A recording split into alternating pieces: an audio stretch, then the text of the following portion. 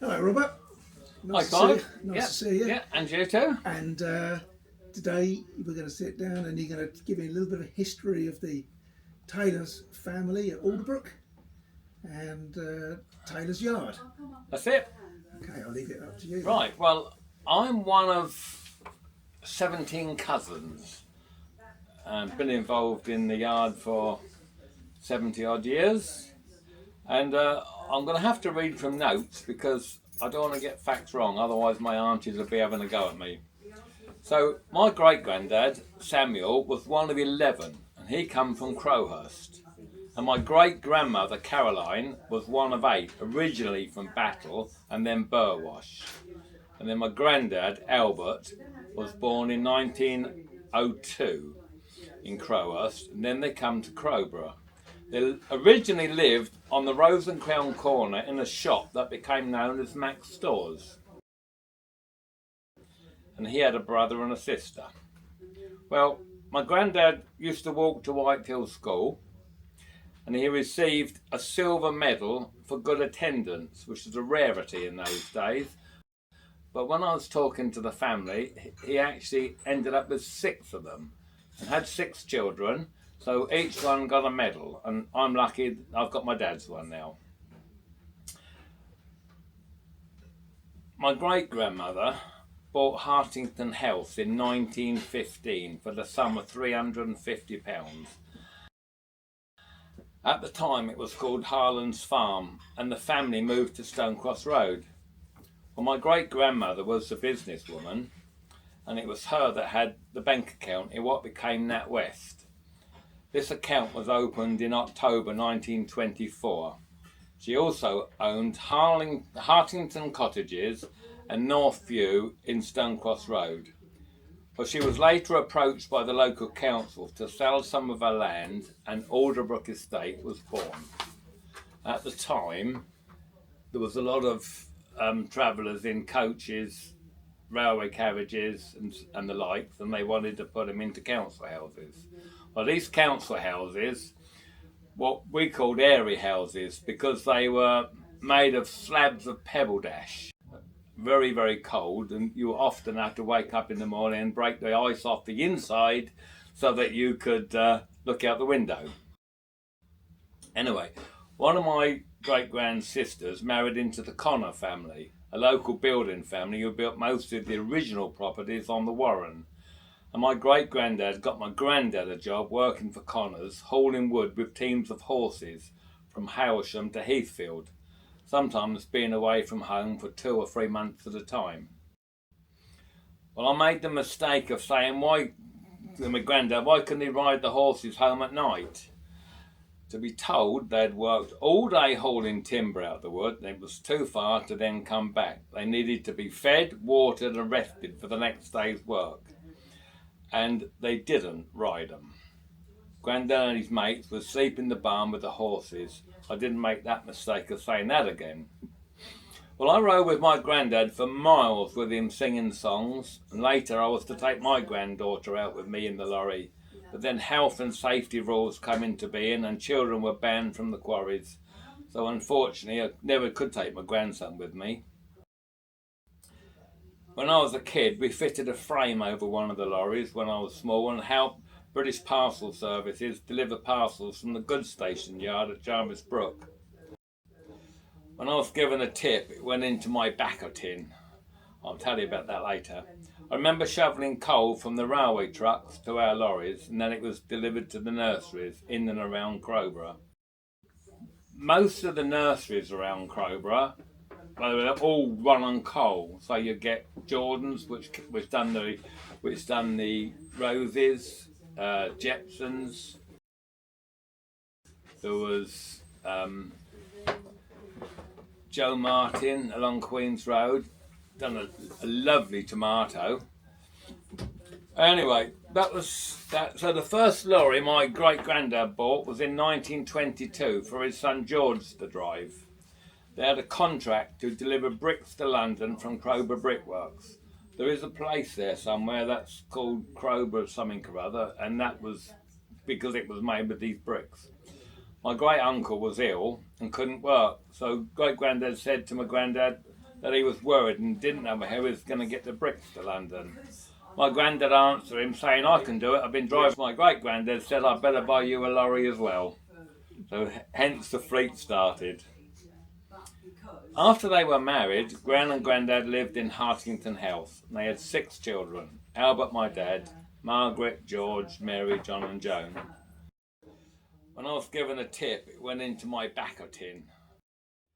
My granddad used to roll his own fags, and he rolled them thick and smoked them right down to the last minute.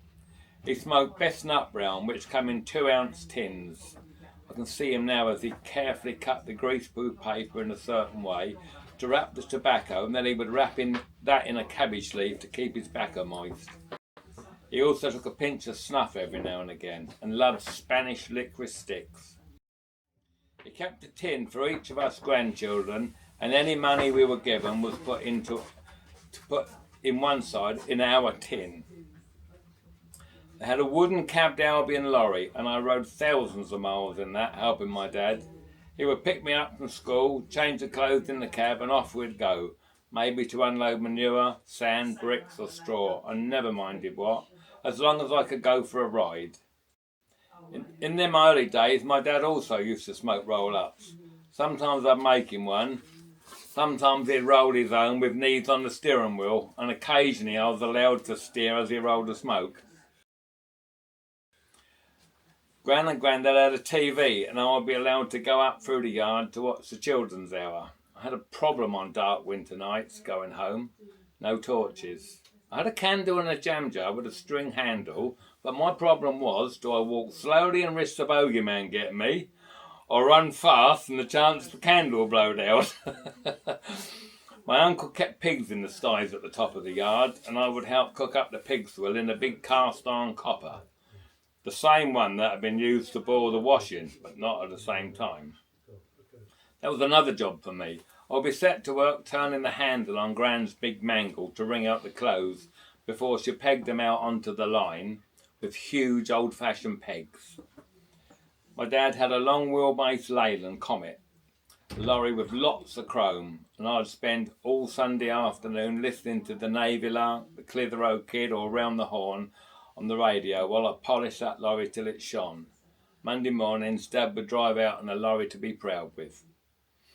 The lorry wasn't a tipper, and he would come back to the yard at tea time, and I would go out and shovel off one half of the load, so I could turn the lorry round in the yard, unload the other half. Then, if I was lucky, I could put it away in the garage. I wasn't very old, and my feet could just reach the pedals, but I would rush to finish unloading in case Dad come out and put the lorry away himself. But looking back, I think he was probably watching out the window and thinking I'll have another cup of tea and just let me get on with it. Talking of tea, when I was out in the lorry with my dad, we used to call into the tea shops dotted around our routes. Most of them are gone now, replaced by mobile burger vans, but they're not the same. The cast would sell tea in big mugs, hot and steaming, and we would have tea and a crusty cheese roll. My dad would drink his cup of tea so fast I didn't think hot tea ever touched his sides. He would then tip most of my tea into his cup, leaving me with the dregs and tea leaves. It wasn't long before I learned to gulp down hot tea and then eat the cheese roll in a cab as we went on our way. The trip I always looked forward to was taking cider apples down to Cornwall from Horseman Den in Kent. We delivered them to a farm near Lostwithiel. 11 hours on winding roads loaded up with hundreds of sacks of apples stacked up on the lorry like hay. When we got there, it would be all hands to help unload, families, local farmers and neighbours all coming round to help. When it was done, last year's cider would be brought out and they drank well into the night. I remember one year my dad thought it would be a good idea to bring some of the cider stored in wooden barrels back to Crowborough. As we drove along the road, he could not understand why the windscreen was getting wet. Stopping to see what the problem was, he found the journey had shook up the cider and the bungs had blown out with the pressure, covering everything with a sticky mess. He never brought cider home like that again. My dad would come out, have his tea, then go out in the garage doing whatever needed to do with the lorries. They broke down, or should I say when they broke down. He would work into the night and get it repaired, ready to be on the road for 6 o'clock the next morning. Often Brian Sad's dad will be out in the garage helping him with the repairs. Another memory is sitting in the garage during the winter months around a small stove making wooden sea boxes to sell in the yard, hammering away, getting told off if I didn't hit the nails straight. We weren't allowed to waste nails. Another way to keep the wool from the door when I was young was to saw up timber and sell the logs.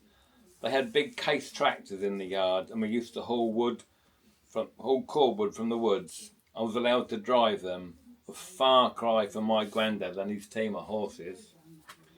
I was probably born to be a lorry driver. I've been told that when my mum went into labour with me, she asked Dad to take her to Crowborough Hospital. He said, "Can you hang on a while because it's a bit early to get the lorry out?" Eventually she was put in a cab and dropped off at the hospital and Dad went to ride to pick up a load of ballast. When I was growing up in Alderbrook, there was hardly any cars, and as kids we all played in the road, tennis, chasing, even balancing on 45-gallon oil barrels and walking them down the road. I remember the day I learnt to ride a bike. My Auntie Joan held onto the saddle, running behind me. I said, "You won't let me go?" "No," she said, but it sounded a long way off. I turned around to see her way up the road and I promptly fell off. I made a treehouse from one of the big apple trees. The only problem was there was a lot of stinging nettles all around the trees. I only fell in them once, wearing shorts. I got stung all over and out come the calamine lotion. Oh, I did itch. There were 2 monkey puzzles in the garden of Hartington House, an apple orchard, Victoria plums. We had chickens, pigeons and even pigs. My brother got the last pig that was ever kept in the sty. He won it bowling for a pig at a donkey derby in Alderbrook Recreation Ground. Another memory of sitting in the garage around a small stove with my dad wielding a pair of clippers. My granddad, Fred Smith, and anybody else who was around would line up and have their hair cut. I hated having my hair cut. He would put his hand on the top of my head and clip up to the side of my head until he reached his hand. All the photos of me showed a chopped off fringe. As soon as I could afford it, I went to Sid Jarvis's in Queen's Road for a proper haircut. In the 45 years that I've been driving lorries, well, it's probably nearer 50 now, things have changed beyond all recognition. I would load myself in the pits. There was time to chat. We were allocated a day to collect bricks from Freshfield Lane Brickworks, and if there was 4 lorries in front of you, you would help load them all. At that time, everything was done by hand, and another time you was first, and everyone would help you in the lorry. Now we're not even allowed out of the cab. We have to wear high vis safety clothes, safety belts, even just sitting in the cab, or we won't be loaded. Bring back the old days. It was hard work, but fun. The lorry cabs were hot and noisy in the early days. Dad would cover the engine with an army greatcoat to muffle the sound. A cosy place for a small boy to sleep against. We took anything anywhere in those days. I can still remember picking up straw from the downs and being allowed to steer the lorry around the field while the grown-ups loaded the bales. One time, driving over the last bale in the field because I couldn't make my mind up which way to turn round it. Later, as I got older, I was allowed to stack the bales on the lorry, the load getting higher and higher. We would put the ropes down over the bales prior to getting them tight. I asked Grandad, "How do I get down?" His answer was, "Close your eyes, boy, and walk around a bit. You'll soon come down." Wisdom of the elders. So that's my history of our yard. That's very good, Robert. Thank you very much. You're very welcome.